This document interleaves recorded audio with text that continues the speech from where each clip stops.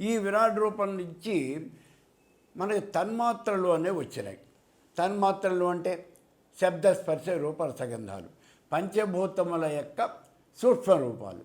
ఈ తన్మాత్రల నుంచి పంచభూతాలు ఆవిర్భవించినాయి. అవే పృథివీ ఆపస్తేజో వాయు ఆకాశాలు.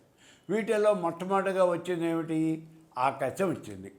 ఆకాశాద్వాయు వాయోరగ్ని అగ్నిరాప ఆప పృథివీ పృథివ్యా ఓషధేహ ఓషధేదాదన్నం, ఇలా మొత్తం వచ్చినాయి.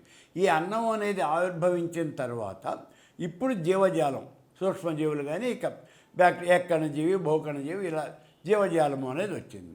ఆ జీవజాలం కూడా వచ్చిన తర్వాత ఆఖరికి ఆవిర్భవించింది మానవుడు. ఇలా సృష్టి జరిగింది అన్నాం.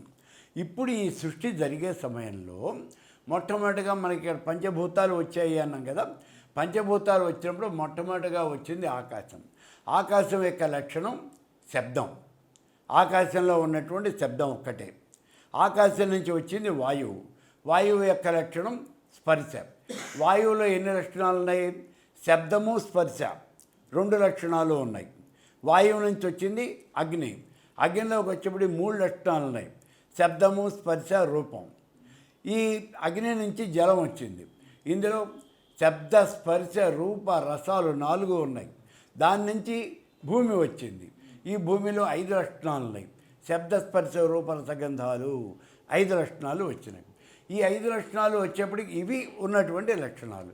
మొత్తం ఎన్ని లక్షణాలు అయినాయి మనకి?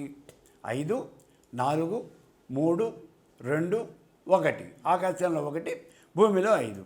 5 దగ్గర నుంచి 1 దాకా మొత్తం లెక్కేస్తే 5, 4, 9, 3, 12, 2, 14, 1, 15. ఈ 15 లక్షణాలే పంచదశి మహామంత్రంలో ఉన్నటువంటి 15 బీజాక్షరాలు.